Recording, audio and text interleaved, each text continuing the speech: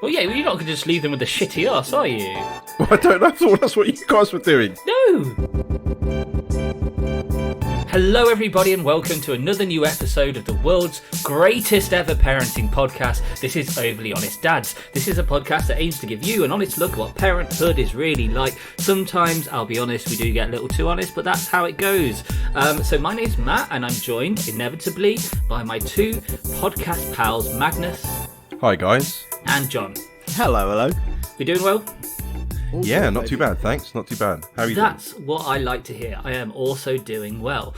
And thank you for joining us, listeners, on what is our 30th ever episode. Our podcast is 30. It's reached a 29. milestone. No, this is definitely 30. I checked and double-checked. Technically, I'm pretty sure it's 28, but...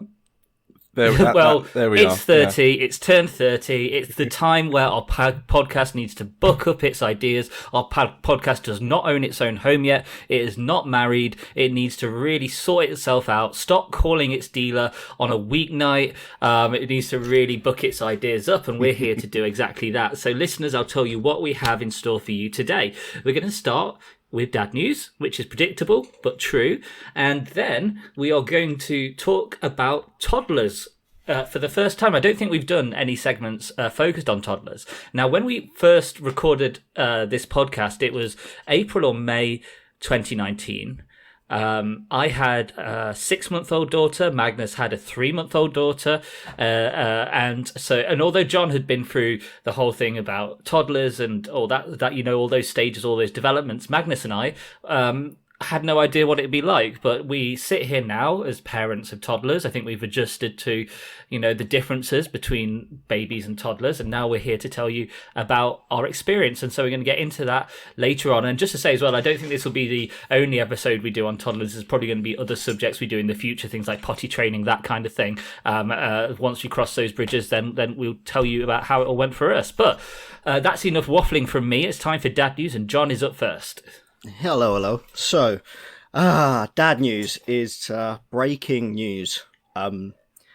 Between the last recording and now, I broke my little toe. Yay! Oh, man! Which has kind of made things interesting with kids, because they don't understand space when someone is in pain or has a broken something. So, in case you guys don't know, if you break a toe and you go to the hospital, they would only wrap it up because there's no way to kind of cast a little toe, is the idea. So effectively, you're not covered, you're not protected, and your kids are roaming around the house and stepping on your feet, and it's happened 3 times since the last time we saw each other, which was super painful, to say the least. And that was my breaking news. The other news is I'm still fat. Yeah, literally breaking. And the only other bit of news is that I'm still fat. I'm losing weight, but I'm still fat and very disappointed in myself. But I'm weighing myself every day, and I'm getting there. I'm not going to be a fat dad. Yet. Well, I'm already a fat dad, to be honest. You used to be well fat when I first met you, like all of 14 years ago. John used to be a much larger man. And now he is a very physically fit individual. It's been quite a journey for you, hasn't it? Yeah, it's quite a journey, to say the least. I was 110 kilos, and the worrying thing about this time during lockdown is that I got to 94, and that's very high. And it's getting closer to that fat number I used to be. But you learn to lose weight and to get healthier because we have kids, and you kind of want to live a bit longer and see a little bit more of their life, if that makes sense. Indeed. Well, speaking of fatness, Magnus. Ouch! Ow! You're asking for the C word to be dropped early, man. Careful. It was right there. What am I supposed to? What's a man supposed to do? Jesus. Anyway, I'll choose to ignore that. My dad Don't news. get into it. Go on. I'm not going to talk to you guys about my roles. Not today. But my dad news is 2 things really. Quinn is a fucking maniac, pretty much. Bless her. She's well into terrible twos. Yeah, me and Romana are. No, I know, but we are there. She got graduated already. Jesus Christ, yeah, she graduated early. Man, she's really demanding. She's like throwing tantrums and refusing to nap and having meltdowns and it's that whole thing of not understanding or having no understanding of its boundaries, but also wanting to explore. Yeah. Which is completely normal. It's absolutely fine. But it's like a little bit more than other kids. And Romana's aware of that because she used to work in a preschool setting with kids of Quinn's age. And she was reminiscing, which is most likely the wrong word, of her previous life as a preschool teacher, and how there were kids that were maniacs, and she always wished she would never have a maniac kid. And Quinn currently falls into that fucking category. So when she's about, we get nothing done. But then on the flip, she's a bloody darling sometimes. Because she's your child, that's why. Yeah, I know. And she charms other people. Her babysitter, she does none of this with. None of this. So yeah, I don't know. We're just, we're just riding the waves right now. But she fell over the other day. I think it was 2 days ago. She fell over and cracked her head on the door. Yeah, and it wasn't. You sent us the pictures. Yeah, it was. Yeah, man. Yeah, it's gnarly. It's gnarly, and the blood was coming through the plaster. And we've changed it twice, and it's still a bit. It's like it's swollen. Yeah, it's swollen. It's not a very deep wound, but it's on the head, and as we know, the head always bleeds like a maniac. So she doesn't care. She's not fussing over the plaster. She's not even pulling it off. She's letting us change it. And that's apparently good. She didn't even really cry, which was, little Rambo, like for real. So yeah, it's one of those things. I just hope that it doesn't scar too much. If it does, it's a battle wound, No, it's little things you carry with you in life, and they're not a stretch when you grow up and stuff. Even if it was going to be a scar, so don't worry about it. Exactly. But she's now got bruises over her. She's got like on her knees. On a part of her face as well, where she fell over again. She's starting to get really fast, like she runs about. And, of course. Yeah, it's that age now. She needs to know what is going on. But yeah, that is my dad news. And on that note, over to you, Matt. Hey, you remembered. It'd have been very slick if you hadn't then gone, you remembered. That was exactly the point. It would have been seamless. Okay, so my dad news is mostly around sort of, what my working situation's been like the last couple of weeks. So when lockdown first happened, it was a bit of a relief for me in a way, in that I'd been working really long hours and I hadn't really seen much of Amelie since around Christmas. I'd just seen her at weekends, never really during the week. And so lockdown was kind of like a bit of a breath of fresh air in a parenting sense, because I got a lot of extra time with her and it was nice. And then we've gone into lockdown 2, and the situation for at least my work anyway is that we are busier than we've ever been. And now I should really say as well that at this point I don't mean to be to sound insensitive to people who have the opposite problem. I'm working a lot at the moment, but there's going to be lots of folks out there who aren't working, and their lives are obviously going to be in a tougher place than I am. So I just want to recognise that quickly before I sort of talk about the rest of what I got to say. But so I'm lucky in that I work for an industry, same one that John works in, that isn't so affected by the pandemic. And so we've stayed employed. But the last 2 weeks, and even before that really, I'm doing 12, 13-hour days every day. And it's so hard. It's what I'm saying. It's sort of like being in the same house as your child, but sort of being chained to your desk. It's a really strange lockdown situation that I'm sure other parents are having at the moment as well. And you're in this situation where you're under a lot of pressure. You need to get results for your job, whilst also, because you're in lockdown, being helping out with Amelie. It's not like I can completely abdicate my responsibilities, even though there's certain pressures on me to perform certain ways in my role. And it's just one of these things where I think as fathers, or whoever, whichever parent is the main breadwinner in your family, you can have a lot of pressure on you. And with lockdown, you don't have the same release valves that you might do normally. Like, how a commute can be a release valve to stress, or drinks with your colleagues can be a release valve for that, or there's plentiful ways that you can try and relieve stress and make yourself happier overall. But when you're in lockdown and you're working very long hours, not really getting quality time with your wife or your children, it can just lead to this really strange situation. I've been like a walking zombie all week, not really doing anything. I finish work in the room that I'm recording in right now. I go downstairs, have food, then come up and chill out in here as well. I've been spending like 18 hours a day in this tiny little room. It's no way to live your life. And so that sounds really tough, man. So you basically live in that room. Yes. You do everything in that room. Yes. Yeah. You masturbate in that room. Oh, don't! Oh man, I'm just staring at him. It's just, you know what? I'm the sure way he looks at that the camera truth. on occasions, I imagine. Oh, it's awful. Anyway, sorry. Oh, lovely. Yeah, all right. No, Lovely, that, Matt. yeah, Thanks, I Matt. did not like that. Yeah, the listeners can't see you. Sadly, we can. They can't see my O face. Oh boy.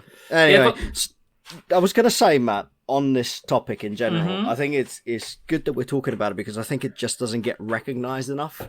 Like people, like no offense, but I was thinking about this. It's but you're the dad, and it's just like, yeah, and you're not busy because the kids, someone else is looking after the kids. That's what my situation is. But the reality is, we're so much under pressure anyway. Because no offense, it puts us all in paranoia. Or am I going to keep my job? I'm going to do the best I can. So you're super focused. You're working long hours. I think there's just a sense of fear in the workplace for people and breadwinners. You're constantly thinking of the worst case scenario. So yeah. And it's it was a big only subject at the moment, man. Yeah, I think that men aren't really good at talking about the things that are affecting them, and so there's lots of folks out there, lots of men in particular, who work very, very, very hard, who feel guilty about their inability to be as present as they want to with their kids or their other halves, or even extended family or friends. Like, you want to be around them, but they probably don't understand the extent of the pressure you're under because you're probably not very good at expressing it. Deep down, and so people just bury their problems upon layer and layer of denial, and then try and live a happy life, and then get confused as to why they fail to do so. I think there's a lot in there in terms of male mental health as it relates to work and family pressure, but it just gets swept under the rug or covered in drink, which is one way that people deal with it. As I say, just having poured out more beer, and yeah, so I just wanted to mention that because I'm sure I'm not the only one. No, definitely not. Man. That's in this situation, and this situation that lockdown has just made worse, frankly. Yeah. I'm trying to think if there's any positive things I can mention because that was a bit of a downer, wasn't it? Yeah. I mean, look, overall, I'm happy. I'm not sort of crying. You're not going to go and hang yourself. No, quite the opposite. What's the opposite of hanging yourself? Still hanging yourself by while you're masturbating, I guess. Sorry, that's just awful. There's a word for that, isn't there? Autoerotic asphyxiation. Yes. Trust Mag to fucking know. Pervy McMagnus. So that is dad news for this week. So we are going to take our customary brief break, and when we return, we're going to talk about toddlers. So we'll see you in a moment for that. Little cunts.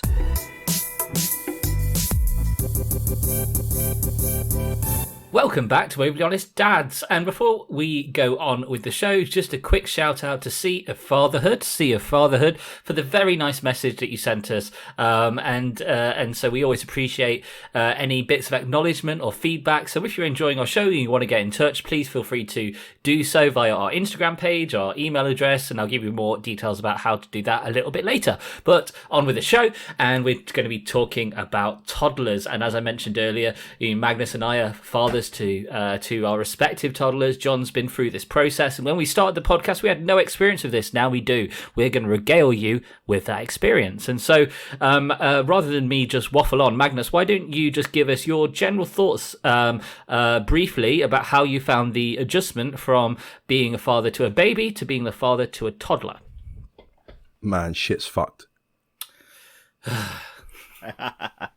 You're always really upbeat, Magnus, and that's what I really love about you. Yeah, it's amazing, man. Your positive attitude is turning me on. So the transition from baby to toddler is it's one that sneaks upon you. It's very much like when you are walking on the street and and a car walking drives in- by and whacks you water on you. That's how it feels when you have a toddler. Well, do you know what it That reminds me of? transition. Do you know what I think it could be? I'm the seagull and you're in your car. Oh, wow. Please keep that in. No. I tell a lie. Like, okay, right. It's now gotten a bit hairy, but the transition is really flipping fun and joyous, isn't it? It's crazy to see all of these changes, which you think can't happen quick enough, but they do. You know, your kid starts to emulate what you're saying. She starts to, well, in my experience, you're starting to emulate the way you are. You're starting to see yourself in them a lot more. Their mannerisms, their facial expressions. You're starting to identify who you are in your child, which is, you know, I guess it's something that you kind of think about and expect before that kid pops out of the vagina. I forgot about it. I completely forgot about it once that happened. It was just survival for a while. I forgot about it, and then I started to enjoy my child. I started to really enjoy my child after 5 months, and it was like, this is a human who is pretty useless, but pretty fun and happy and joyous for sure, you know, but she's her own person. She's her own individual, and you could start to see that. Yeah. And then it gets to a year and you're like, yeah, she's starting to say shit. She's starting to actually want to walk and go places and not be picked up all the time. And then you get to close to 2 years and these mofos are so independent. They are so independent, but also so goddamn needy simultaneously. It's like a weird mixture. And is it fun? Yeah. It's a hell of a lot of fun. And she's been a beacon of light during all of this shit this year, with lockdown and the pandemic. But at the same time, it's been bloody hard. Like really, really hard. And it's been getting harder, purely because she doesn't quite understand, or she's getting the understanding of who she is, her place in the world, but at the same time, she has no understanding of boundaries. She doesn't know what it means. She doesn't understand why she can't do things. And her ability to communicate is, of course, not great right now. It's a lot better than it was, and she's saying a lot of things. She's doing a hell of a lot of parroting. If you give her a word, 3 syllables, maybe 4 syllables, she'll at least try. And that's great, but she can't exactly use it to make sense. So shit. So, yeah. Is that what you say? So shit. That should be Magnus' tagline. So shit. It's just shit.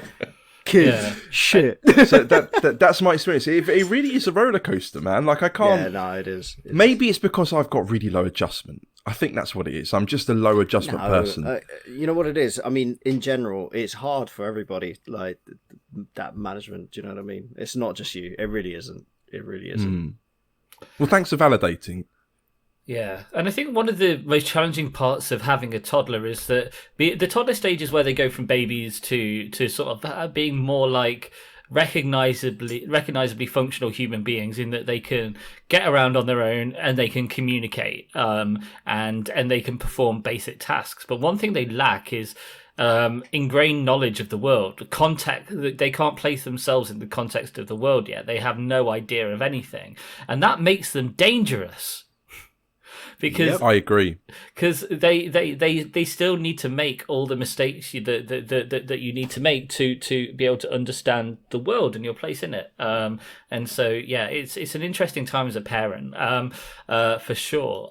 So what we're going to do now is just now we've sort of introduced the subject, is run through a list that I found online, 12 unmistakable signs your baby is now a toddler. We're going to run through them and talk about our experiences of them. And the first one on the list is having to negotiate nappy changes. And this is definitely a thing for me and Alex with Amelie. Is, you know, it's a real lottery as to whether or not Amelie's going to cooperate with either a nappy change or just getting changed at all. Sometimes she will be very compliant and she'll lie down on the changing mat and everything will be fine. Other times she is doing anything she can to avoid a change. And her latest thing is she wants me to race her up and down the hallway. So she'll grab my hand and go, "Daddy, go fast! Daddy, go fast!" And She's not stupid, is she? And we have to stand with our backs to the bedroom door and then run to my office door. Although she is a bit of a cheat, she does sometimes when I count to 3 before we start, she runs at 2. So 1, 2, then she's off and I'm 3, and then she beats me, which I'm not happy about. Because you like to win, Matthew. Of course, well, we all do. And then there are the times when you're trying to change her, and instead of actually it happening as you want to, you're just chasing her around trying to grab off items of clothes at opportune moments, and then and just hoping that she doesn't have a meltdown. Mag, does this ring any bells for you? So, somewhat so. So she has a place where she goes for a shit. We've got a little kitchen in the front. I'm not joking. Yeah, no. She has a little wooden kitchen in the front room, and so she goes to the wooden kitchen. I don't know what she's cooking something. She's learning to shit in the kitchen, basically. Yeah, shit in the kitchen while staring out the window. She's making a brownie, and then she's making a brownie, and then you smell it enters your nostrils. It's a goddamn nasal attack, and you say to her, "Poo poo." with that done a intense poo-poo? look. Yeah, I'm because like you've done a real bad shit. Like surely that must be uncomfortable for you. And we'll say to her, have you done a poo poo? Daddy. No. and so as we approach her to pick her up or to lead her by the hand to go to the bedroom to clean, because she's not going to follow the order. She doesn't follow the order much. It's very rare she follows the order to go and clean herself. She can't clean herself. That would be crazy. We have to do it. Shower. We have to do it. In a shower, has a bath, like does everything herself. Yeah, but when we approach her, she throws a tantrum sometimes. She lays prone, so you can't pick her up. She's figured it out. Yeah, she does that thing where she raises her hands so you can't. Yeah, and she'll slide down, out. Yeah. It's so funny. How slimy so funny. are they when they do that? They It's like, are. they turn into a squirm. slug. It's well annoying, man. Isn't it? Yeah. No, it does ring true, Matt. Okay, cool. The next one is that the language becomes more sophisticated, and I think that's an obvious one. Like, for example, Mama and Dada become Mummy and Daddy, or Mama and Daddy in our case. And I think we've talked about in Dad News about how our kids are starting to talk more. I mean, I remember I mentioned Silly Sausage Daddy the other day, and I know, Magnus, you brought out similar things before. Oh man, can I tell you my experience on the old toddler thing and becoming more adept with speech and also them copying you is my little one, Liam. I kept, obviously I'm trying to not swear at home, so when something happens, he's like, "God, bugger," and he picked that up really well. I could hear him in the room, and it's just like, "Oh, bugger," and I'm like, no, he didn't. And I had to tell him not to do it, and I can't do it anymore. But yeah, all of a sudden he's picking up these words and he knows where to put them. It's quite interesting. Man. It's good fun, though. It's good fun. The speech does improve at that point. At the toddler period is amazing. Yeah, it really is. Yeah, the speech is the best bit. Yeah. The speech is the best bit. It's so cute. And it's also surprising how good they are as well. Yeah, it does come along when it starts improving. It just starts going at, seems to go at a sort of an exponential pace in terms of the development. Agreed. It goes from just random syllables here or there to starting to construct short sentences, and it's just rewarding being able to communicate with them. And I mean, Emily now doesn't just parrot; she can put her own sentences together, knowing words that she knows. Like the other day.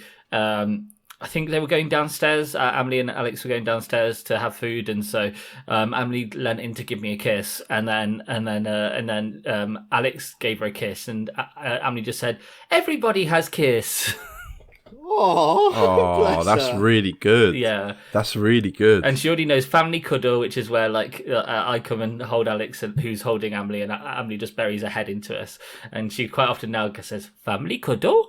Oh, bless her. Which is just the sweetest thing in the world. Sweet. And the thing is, like, you can have an entire day of her being a complete nightmare, and just that one moment, she gets away with it. Like that, it's sweet enough that it kind of wipes the slate clean.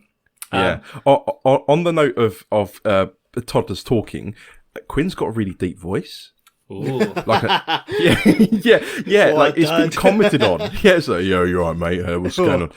Because you have a deep voice, mate. That's why. Yeah, I think maybe that's what it is. But also, Romana's that she doesn't have like the smoothest of voices. Is a little bit harsh. And Romy's mum also has got a really hoarse voice. Hello, what are you doing? Daddy, Dada, And- come here. Feed me. Is it a Central European thing, do you think? No, I don't think so. I think it's just purely genetic. And As in like genetics from Central Europe. no. Like I don't know any other. Basically, what he's Czech saying is people that's with your that kind of baby voice. sound check. That's what he was trying to say.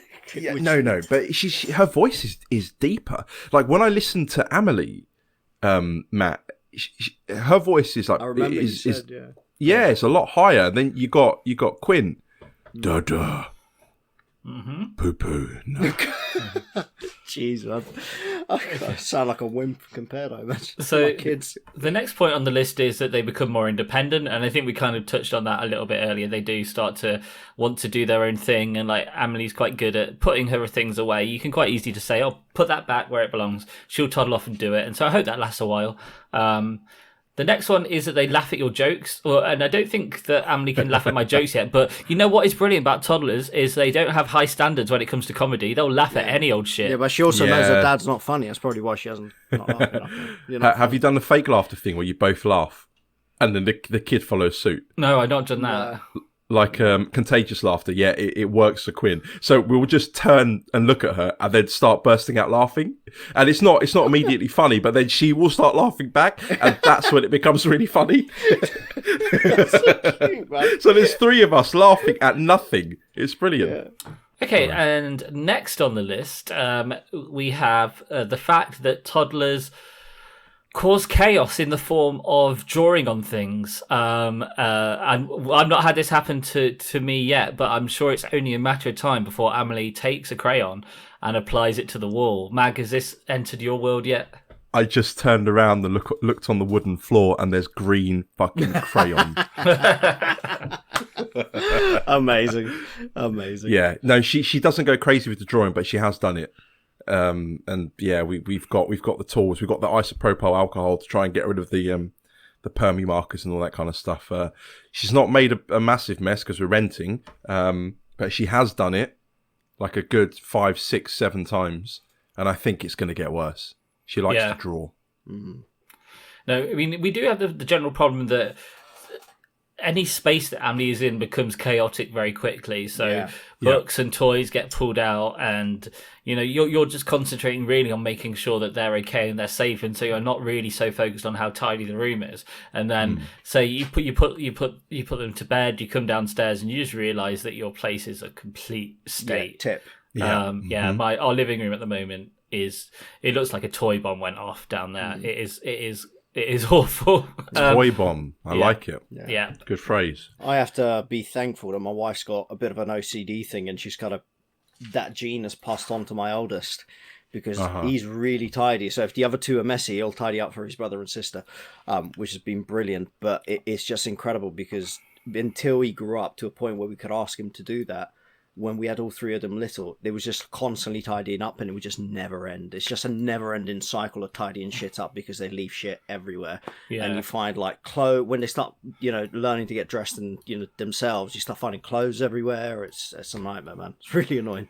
Yeah, on that theme, actually, we started to realise that we're going to have to really start to book our own ideas up with that sort of stuff, like making sure we do the washing up every night and not leave stuff out, because it's not going to be too long until we're going to be hypocrites. We can't go to Amelie and say, tidy your room, if we're leaving the space untidy when we go to bed. So that is going to be a pain in the bum. So we should review a dishwasher, Mag. I think that'll be the first step for Matt.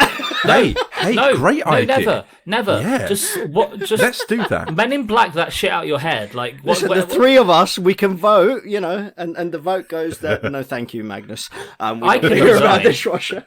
I can resign. I mean, there's always that. I think I've got enough. I love the man that footage. loves democracy. That taught me about democracy. Yeah, I don't think you could resign, Matt. I have enough footage to pretend to be you for years. You probably do, to be fair. So number 6 on the list is pull-ups. And by that we mean nappies and not pull-up bars at the gym. Pull-up nappies are a godsend. All right. Explain this to me. So I hate them.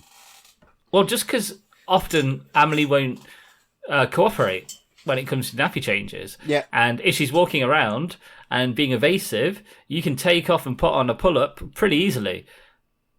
It's the not most hard. beautiful thing. It's the most beautiful thing. Obviously, if there's a poo in there, your task is harder, especially if it... Not really.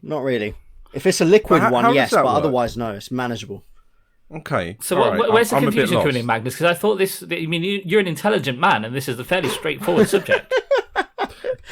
Pulling shit up instead of, Mr. Engineer, what's the matter? But like, yeah, if they've done a shit and it is not one which is conducive in form, as in a nice solid turd, then what do you do then? Like, how are you gonna do you pinch it in the nappy? Do you get your fingers and you just grab it with the nappy and pull it down, mate. It's Yeah. But really they're still dirty. How yeah, it's not because you wipe get the them. wipes and you wipe them. Yeah. Oh, okay, so you do have to do that. Well, yeah, you're not going to just leave them with a shitty ass, are you? Well, I don't know. I thought that's what you guys were doing. No. There is something wrong with you, mate. Shitty bum. No. You This is pull why I it didn't down, do you it. wipe him, put the wipes inside the But old that- nappy, throw the old see, nappy away, and put that the new one doesn't seem on. any better than just getting a normal nappy and chucking them No, onto... because they're more collaborative. If they're just standing up and don't have to be on their back, they're nicer to you. They're happier. Oh, to do okay, it. right. Yeah, There's it must be a psychology to different it. You're the circumstance. smart one here, man. You do the science. no, news. hang What's on, wrong hang with on. you, man? So when I get Quinn, she can't run away from me, right? When I get her, I will pick her up and I'll throw her onto the table or wherever, and then Boss. I can just I literally could just hold her down. She's not going to move.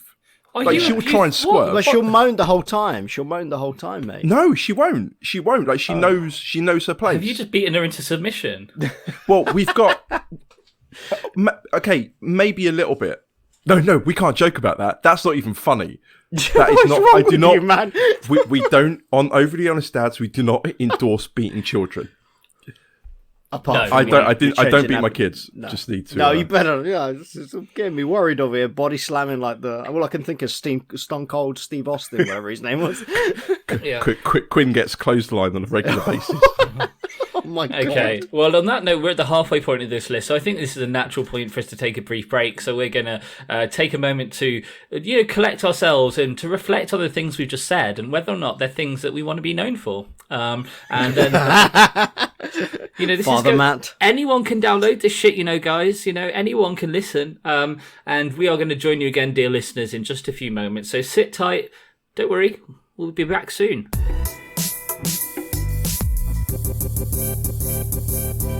Welcome back to this 30th episode of Overly Honest Dads, and we're going to carry on talking about this list of 12 unmistakable signs your baby is becoming a toddler. We've done 1 through 6, now we're going to do 7 through 12. And the next one is that crying becomes no. So instead of a crying baby, you've now got a toddler who just says no all the time. Ring any bells to you guys? Yeah, Matthew. You reminds me of you all fucking day, mate. Oh, fuck you. Sorry, I don't mean it. No, definitely. I remember this clearly. Actually, because I didn't know what to say about toddlers when we were preparing for the podcast. I had to sit down with my wife, and she said, "Don't you remember?" No. And I was like, "Oh yeah." All 3 of them were a pain in the ass with the no. It's the first thing they go to, man. Just like the first word that they turn to. Yeah. And they say it more often than mummy and daddy. It's crazy. Yeah, once they learn what no means and how powerful it can be, they fucking take the piss out of it, don't they? Mm-hmm. The other day, I was looking after Emily in the morning. Alex was having a lie-in, and we'd had breakfast already, but Emily was hungry, so I took her into the kitchen, and there's a sort of a couple of big shelves in the kitchen where we got a lot of the sort of dry food, and that's where a lot of her snacks are. And we went through about 10 different options. Nope. No. Jesus. No. Yeah, it's very annoying. What's happened with her recently as well, which is, it's sort of related, is that now she's got the concept of ownership, and so now things are hers. So mine, that's Amelie's. Really? Yeah, Okay. and that's annoying. Quinn is still giving us everything. No, she says. I "No, remember mine." that hitting home when I was watching Finding Nemo with the kids. with the seagulls at the end, like mine, and I was just like, that's exactly what they sound like, the little annoying shits. Yeah. Because toddlers are little cunts, really. I mean, that's, Yeah, and there are nice things to it. So sometimes, like, I'll be carrying Amelie, because when we come back from nursery, we don't really use the pushchair anymore. This is one of the points going to come on to in a moment. And and I'll be carrying her, and she'll go, "Daddy, my daddy." And that melts my so heart. sweet. Yeah, That's so sweet. This is the duality of toddlers. They're both infuriating and really wholesome and sweet and nice. And they switch between the two things rapidly. As John said, they're cunts. Yeah. is that the general consensus? Yeah. 12 unmistakable my signs child. that your I don't know toddler about is a you, cunt. but I love my child. I love my so do child I. too. No, it's an interesting period. Put it that way. It's an interesting period. God damn it is. Okay. God Now, damn it is. the next thing on the list doesn't make sense. I'm going to skip over it. It literally doesn't make sense. I'm not even going to mention it. Oh, we could have dished it for 20 minutes. Yeah, but we've all been going a while already, so let's bang on. So the next one is they're more interested in pushing the pushchair than riding in it. Yes. I remember that shit. That's very true. Yeah. So Magnus, does Quinn still use the pushchair, or does she reject the pushchair? It has its place. She still uses it, but Yeah. it's rare. Like for example, if we want to go for I don't know, a night walk, which is really rare, and we want to go through the park with the torch or something, then she'll sit there so she can see things. She can look at the foxes. She can look at the stars and the different environments. Magnus, you know what's killing me about what you're saying is I keep like in my head now. Quinn's got a deep voice, so everything's like, "No pushchair, daddy." Like that's all I'm hearing in my head now. You've completely ruined the picture of that girl, mate. No pushchair, daddy. No, daddy, change my nappy. I've done a poo. That's all I hear in my head when you're telling the story now. It's ruined. No, it's mate. funny, but fuck you guys. Poor kid. Now, the next on the list is that dirty nappies are seriously dirty. Now, this doesn't ring true with me. I think that there's not been any massive change in the consistency of pooey nappies. You guys? You'll see it, but no, you'll see it develop soon. Yeah? Yeah. I mean, Emily's two, and I mean, we haven't had any horrendous nappies in quite a while that I can think of. Wait for it. Yeah, like, ours are okay. Like, she's had big ones. Yeah. No leaks or anything, but like nearly, like, you know, breaking the barrier just about. I think it's breaking the barrier of the nappy in quantity is what I remember of it okay. overlapping because it was so much more Jesus. than because they're meant to be getting out of. Like, they definitely stink. Like if you're if she does a shit in the front room, and you're down the road speaking at number 32, there's a good chance you'll be able to smell it. Oh man. Okay, and the next one is that they can run away from you, and that is a definite problem, both in terms of trying to get stuff done around the house, but also when you're out in public. Yeah, they're very quick. Like, I can see how they can run out into the road piss easily. Yeah. They're so quick. They're off the mark without looking straight away because it's mental. Mm-hmm. Use of And they their just legs. don't fucking care where they go. They just shoot out somewhere, anywhere, just to be away and explore. It doesn't matter if there's a curb. It's learning. It's learning. It is learning. It is learning. Learning for plonkers. You didn't use the C word. Yay. And the last on the list is that they have more opinions, which I think is very true. You know, although I think young toddlers, so between 1 and 2, probably hasn't developed enough communication skills to have that many opinions yet. Like, the concept of something being Amelie's favourite is a fairly new thing. That's having value judgments about things is a fairly new thing for her. That's not really developed yet. Does Amelie have an attachment to a toy or I don't know, a toy or cuddly toy? Not one in particular. She has it more rotates than anything else. So sometimes she'll have a particular attachment to something, but it doesn't last long. Our NCT classes were held in a cafe which was dedicated to parents. Very weird Wimbledon-esque kind of thing. And they were selling, I forget the brand, but they were selling cuddly toys. And there was a bear that they had there. Only one. And this was a massive mistake. You should have bought 2. It was like a proper teddy bear. And she had it since birth. And dude, she is so attached Yeah. to that thing. She's always asking for bear or meja, which is the Czech for bear, running up to Sounds it, so much cuddling it. better. But meja, yeah. Oh yeah, it's just a nice name. Like you want to go towards the animal, not run away. Meja, yeah. It is really nice. It is really nice, and she's so attached to it. So attached, always asking for it. She goes to sleep with it. Sometimes she'll take it to the babysitters, and we've been trying to find a replacement, and they stopped making it 2 years ago. Matt, do you So remember we're- having your earliest toy, like Magnus, Matt? Do you ever No. I remember one that I was very close to actually, and it was a teddy bear. It just came back to mind now. No, it wasn't a toy. It was a tag on a piece of clothing or a towel. It was like literally the tag that was on it, and it had nice friction when you ran that between your fingers, and that was my thing. It was like a tactile thing more than anything else, which probably shows that I am very much on the spectrum. That's how you became a pervert. Yeah, but that brings us to the end of this list. This is list 12 unmistakable signs your baby is now a toddler. I got this list from a website called pickany2.net.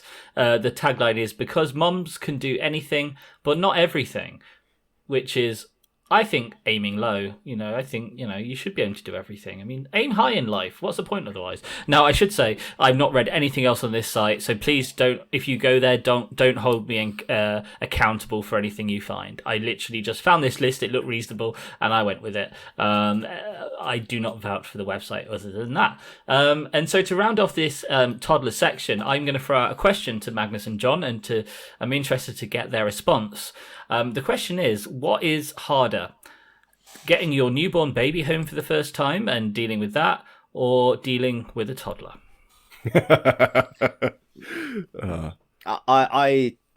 Toddlers too. You can't compare it, man. Toddlers is Try. long period of time. It's a long period of time. I mean, if One cannot compare the two. no, you can't. You can't. No. Do you know what? I think you can. No, you can compare the two in terms of scale of Yeah, the of amount impact. of. Yeah. Bringing a kid home is easy. Dreamy. The first few, it is fucking easy. They do nothing.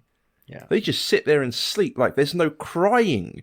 Oh yeah, but you're monitoring them constantly, and Yeah, well, exactly. they haven't farted in 5 hours. What's going on? Is the correct English word incomparable? I think it's incomparable. Yeah, and compared to now, like the stress. Oh my god, trying to get shit done. Maybe it's because we're in lockdown. It's special circumstances. Yeah. No, So it's maybe hard anyway. that's It's why. hard. It was hard anyway, it mate. is Well, hard. I think you're also forgetting though that with toddlers you get so much more upside. With a baby, Yeah, that's true. you don't get really that much upside because they do for the same reason that you say it's easy. It's also the same reason that it can be a bit shit because you get no feedback. There's nothing for you to bounce off. I There's agree. no personality. And There's no they banter. and they look like fucking shriveled raisins. Yeah, they do. They They are seriously ugly creatures, aren't they? Well, Hey, obviously, my daughter was beautiful, but when she was a baby. But speak for yourself. I don't know. I think it's a 6 of one, half dozen of the other situation, as you can probably tell by the way I approach it. Like toddlers can wind you the fuck up. It can be really hard work, but then in a split second they can do or say something that melts you entirely and makes everything Absolutely. worth it. And I always return. Well, it's a lot better now than it was then, Yeah. for sure. Like, if you were to say that, completely agree. Yeah. And one thing I always return to is the fact that you can have often we have really stressful bedtime routines because Emily rarely wants to go to bed. She's like me in that she wants to be awake and wants to be part of things rather than just just in bed. And so bedtime routines can be stressful. But then when me and Alex, my wife, check on Emily when we go to bed, we just look at her sleeping and just think she's the sweetest thing in the world. And it makes it all okay. Yeah, again. we do that as well. Makes Who it all doesn't? okay Who again. doesn't? Yeah. Still do it now. So sweet. Yep. Okay, so that brings us to the end of this little toddler section of our podcast. We're going to return to various toddler subjects in the future because there are going to be various milestones that we're going to get deal with. Things like, as I mentioned earlier, potty training will be one, and I'm sure there'll be other subjects that Magnus and I will want to talk about. And we need to, at some point, spend more time on John's experience of raising toddlers because he's done it thrice. So lots of experience there. So this is one that we'll return to. If any listeners out there have topics that you want us to hit upon relating to your lives as parents, if you've got toddlers, you're experiencing any situations that you'd like to hear our thoughts on, then just let us know, and I'll tell you at the end of the show how you can get in touch with us. But for now, it's time for a brief break, and we're going to come back in a moment with Am I Being Unreasonable?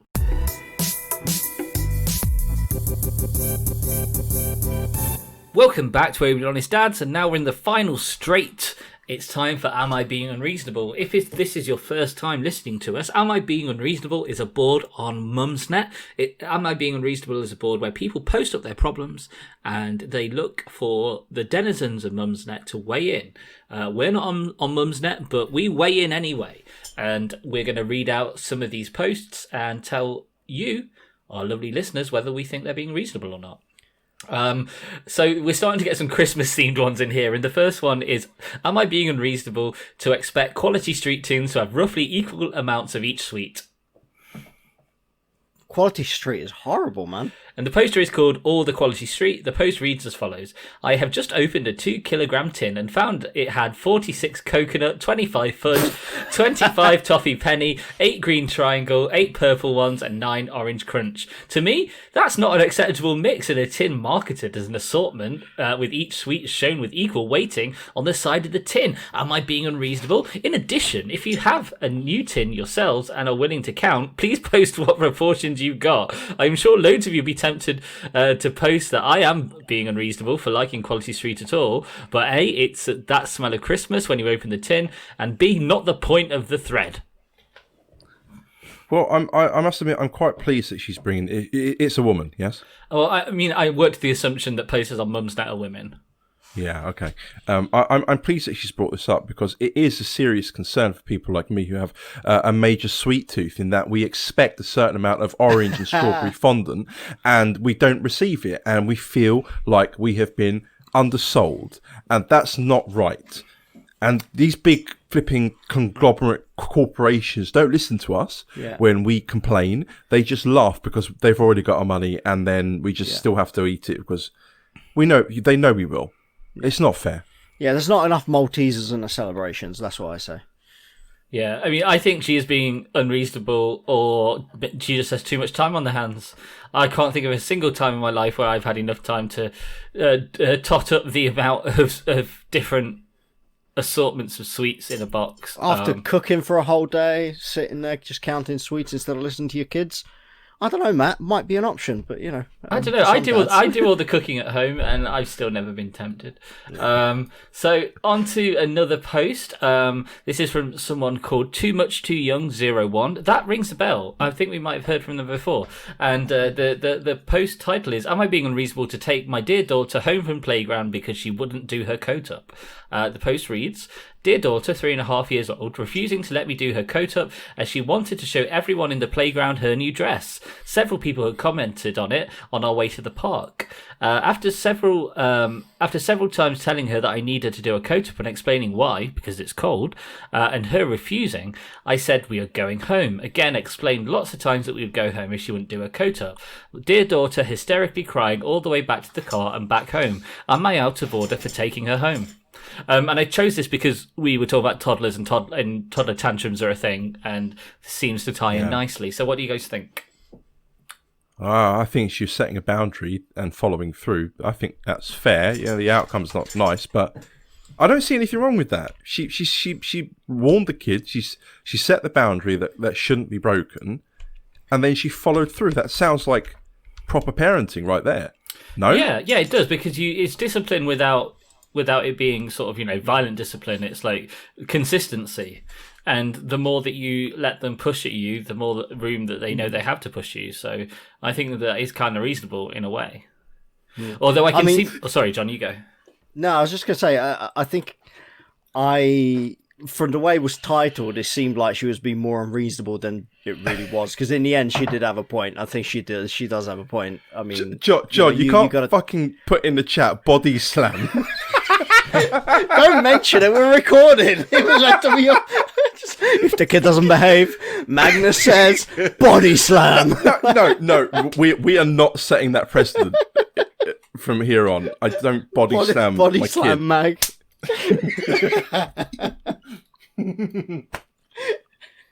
She's not being unreasonable. BSM. We're moving on swiftly.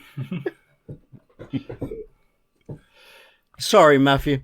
Okay. You put it in that chat. I was looking at our WhatsApp chat. So yeah, I was confused there. So the next one is on a slightly different subject. The poster is called Foodster, and the subject line is: Am I being unreasonable to think that watching violent films with a baby is wrong? So the post reads, I am on maternity leave at the moment. Our baby is 4 months old. I take care of the baby during the day and my partner takes care of him when he comes home from work. I take the evening hours to relax, like taking a bath, etc., as I still have lots of postnatal issues after the birth. My partner is a very good dad, but he likes to sit on the floor, put the baby on his legs in his snuggle me cushion, gently swaying him while he watches samurai or zombie films on Netflix. These films are all age 18 and I don't like them. He insists that he likes them and needs the films to wind down after a long day at work. He says baby doesn't understand what's happening in the films. I know our baby doesn't consciously understand what's happening in the films. Our son is quite fascinated by the lights on the screen, and I worry that the grim content might influence him on a subconscious level. Am I being unreasonable to think it's inappropriate to watch these things whilst taking care of the baby? It's a bit weird. Do you think? But she. Look, there's a reason I picked this. Is John used to play lots of violent video games whilst holding his children in his arms, and I figured he might have an opinion on this. So this is the thing. Actually, that's a very interesting point, Matt, because I never thought of that. I've never thought of that. Mind you, it was when I was feeding them. When he was a baby. When they grew up, they never got to watch. Well, this baby's 4 months old. So... It's interesting. It's interesting. Then kids not going to flip in. No, but the kids absorb a lot at that age. That's the thing that I'm thinking of. I mean, there's a lot of absorption. You're saying they're running around wanting to learn things. Yeah. I mean, how much did they absorb of violent things? We actually didn't. We don't have a TV. We didn't want our kids to see any screens for a while. So I wouldn't have done that anyways. I don't think. I don't know. Like, the kid's not going to know. But at the same time, that's weird. The content, like the killing and shit in front of a baby. Yeah, it is a bit. There is an element of just being slightly deranged doing that. But surely there's lots of things you could watch that don't involve death. Very true. Like, maybe it's there's the range of content out there in the world, especially in this year 2020, the range of content available to us, through various mediums, is substantial, and you don't have to choose death-related programs. That's very true. Yeah. I sat there and watched all Disney stuff with them, to be honest. Sitting there watching. I like it. I love like Disney. Watching. I love. Yeah, I like watching her cartoons and stuff. I've really gotten into Peppa Pig. I really like. Oh, it's awesome. Oh, Matt, it is awesome. Before I forget, I've gone vegan again, mate. Sorry. Fuck off. Sorry. Poor Peppa, Matt. Poor Peppa. When every time you bite into a vegetable, do you not just think, bacon is better? Because it is. I'm not a big fan of bacon, though. If I have to think of anything, it's the junk food I mentally go to. But it's actually not that difficult to pull away. The difficult thing is cheese, but I found a very good supplemental cheese stuff. But it's manageable. I just don't think there's any need, really. I think that it's all wrong. It's all what's wrong with society. We should do a section of the podcast where we try and educate Matt, so I can get you to watch a documentary and then see how you want to rip that documentary apart, which is very scientific. Okay, we'll see. So I've got two more to do, and they're both Christmas related. So the next one is from a poster called Daisies in the Meadow, and the subject line is, Am I being unreasonable to just do a chicken for Christmas? It reads as follows: Honest to God, I'm dreading Christmas shopping, sad face. It's a small family for mine, just me, my husband, my mother, and we're going round to his mum's for Christmas dinner the day after anyways. Would it be unreasonable to just use a large chicken? I can't be arsed with a turkey, to be honest. Too long to cook and just a hassle. Just get a small turkey crown or something. That's what I was thinking. Turkey crown, dead easy. And then you tick in the box. It's not much work, and you get a shitload of meat. Yeah. Well, what's this? This is it. Yeah, To be fair, sort your life out, love. See, get yourself crowned. Even though I know, as a sane human being, that there is nothing wrong at all with cooking a chicken for Christmas dinner. There is genuinely nothing wrong with it. I know there's nothing wrong with it, but there really is at the same time something wrong with it. I don't know. To be honest, I'm the one that cooks every year, right? I'm the cook. Like the family comes over. And, your poor family. Yeah, I'm decent, Matt. Calm down. I'm Italian. Don't forget. But even like you plan for it. I get excited by it and all the rest of it. But I'll be honest, I don't know. I don't understand the moan here. I mean, if you did, I don't understand the moan. A large chicken is absolutely fine, and I think I don't agree with. It's fine. A chicken is something like. So, for example, I'm doing chicken on Sunday. We got our Austrian friends that we're in a childcare bubble with some Austrians that live behind us, and they're coming round on Sunday, and I'm doing chicken. But Christmas is supposed to be special, isn't it? Like chicken is like every day. Like if you're going to do a roast on a Sunday, you're probably doing chicken, you're probably doing top side of beef, leg of lamb or shoulder of lamb or pork, right? Who does that in 2020? Who has the time on a Sunday to do all of that, man? Me. That's a lot. You do all those meats on a Sunday? No, just do one of them. Oh, you just do one of them? Yeah, okay, fair enough. just do one of them. But like Christmas is supposed to be special, isn't it? It's supposed to be a day that you take where you do things that you wouldn't otherwise do. And I do kind of think that I know I'm being snobby and I know I'm being a dick and I know that it's unreasonable, but I do think that just doing a chicken on Christmas is a bit of a cop-out. I do the money decidedly mediocre. It really is. That's just me. Anyway, so we've got a last one. This is a bit of a longer one, but it's Christmas related, and I mean, I've not read it all the way through. It's about coffee recipes. No, it's not. It's not. So the poster is called "My Neighbours Are Bellends," and the subject line is "Neighbour told my son that Father Christmas isn't real." Love him already. So. My son, who's 9 years old, is in the same class as the child next door, so me and the neighbour take turns to do the school run in the mornings. We have only lived next door to each other for just over a year, and they have been okay, aside from a run-in over the fence, a tree, and their children having a stint of being mean to mine in school. I have been so non-confrontational with all of this stuff because I have to live next door to them and don't want hostile relations with neighbours. However, today's episode has really crossed a line for me, and I need your help to understand if it is reasonable for me to be so fucked off.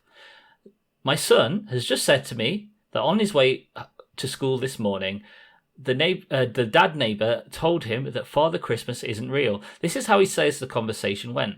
My son said, "Will you have Elf on the Shelf in your house?" The neighbour said, "No, because Elf on the Shelf is fake, just like Father Christmas. He doesn't exist." Son, "Yes, he does." Neighbour, "No, he doesn't. Christmas is about celebrating Jesus' birth, and Father Christmas is just made up." Oh, my son, "Well, I don't believe in Jesus, so I think he is made up." Neighbour, "What do you mean? Jesus created the earth and all of us." Son, "Well, I thought God was supposed to have created the earth." Okay. I love this kid. The argument. The kid's smart, man. Yeah, the kid is solid. So the post goes on. Okay, the whole God and Jesus part isn't so relevant. Just saying what dear son said. But aside, she was humble bragging by putting that in there, by the way. Yeah, of course. But aside from telling him Father Christmas isn't real, Elf on the Shelf isn't real, and telling him he has to believe in Jesus, the man isn't even Christian/Catholic anyway. His wife is, though, and their family celebrate Christmas with presents and a tree and a big fucking flashing Christmas lights outside their house. How dare he tell someone else's child that Father Christmas doesn't exist? Who does that? I don't feel like I can let this go without saying something, but I feel as if I need to balance my response, being mindful that I have to continue to live next door to them. I don't really want to continue with the lift sharing, but I'm imagining the awkwardness of us bundling the children into our own cars every morning whilst avoiding eye contact and then again at the other end. I just leave it, man. Bloody hell, leave it. Yeah, I would just leave it. Dude is a Funny major. though. I don't know. Just let his ties down. I agree with that. I mean, you might as well. I find it funny though. I mean, who takes the patience to try and have an argument with a child? What? I mean, cunt. I mean, it's amazing. I mean, I reckon this is the grumpy old man. That's what it sounds like. A very grumpy old man, like Clint Eastwood in Gran Torino kind of thing. Like, oh, Jesus Christ. Like, amazing. That's literally such a grumpy fucker that does that. He's going out of his way to destroy a kid's dreams, which they don't have for very long. Like, they figure it out. But He's going out of his way to make a kid feel bad. But then the kid is 9. How's he got to 9 years old still thinking that Father Christmas Oh, is he's real? 9. Oh, I missed that. Oh, yeah, fuck that shit. Yeah, he's still 9 years old. No, you should know by then, mate. Come on. Yeah, he's he's just 9. That in at the start, and I didn't realise that. Yeah. Sorry. No, Yeah. kids Well, we don't listen to you, Karen. Sorry. and I do wonder about the whole fact that the kid is capable of distinguishing between Jesus creating the earth and God creating the earth, and can point it out in a debate with an adult, but also thinks that Santa's real. Those two things don't really align for me. Yeah, it's somewhat incongruous. It's inconsistent, and it makes me think that we have an unreliable narrator here. Make a good point. Yeah. Yeah, you see, you get to she's read making these it things up. before. You're right. I hadn't read it all the way through because I chose these ones whilst we were recording. Nice. But That's why you never listen to us. Great. yep, and there's 391 replies to this, so I imagine there's quite a lot of quite interesting. Oh, things. Jesus Lord. Yeah, but we're not going to read them because we've been going. This is the longest episode we've had in a while, and that brings us to the end of this episode of Overly Honest Dads. If you'd like to get in touch, you can do so in a multitude of ways. You can get in touch with us via email. The email address is overlyhonestdads@gmail.com. That's overlyhonestdads@gmail.com. John, he runs our Instagram, which just to say, it is getting a bit better. The memes are, I'd say, about 5% less shit than they were before. So worth checking out. That's at doing Overly good. Honest Dads on Instagram. Yeah. And you can also find us on YouTube. We have a Twitter account which is entirely dormant. And please do rate our podcast and subscribe to it. And if you have any friends of yours who are parents to be, feel free to recommend our show. Although we generally do talk a bit of shit, we also occasionally hit on some helpful subjects. And at the core of it, what we do here is tell it like it is. It's completely unvarnished. That's one thing I can say that's very true about our show. We don't give you airbrushed experiences of our lives as parents. We tell you exactly what it's like, and I guarantee you, your friends who tell you about what their lives as parents are, they will polish that turd up before they tell you about it. Hell yeah. They really will. And for whatever reason, we've decided to just lay it all out. And so, take advantage of our sacrifice and do pass on this podcast to other people. So all that remains is for me to thank, if that's the word, Magnus and John. Thank you, guys. My Thank you, pleasure. Matthew. And to thank you, the listeners. We wouldn't have a show without you guys, so we value each and every one of you. Thank you so much for joining us. We'll see you again next time. Enjoy the rest of your day and take care. Bye-bye.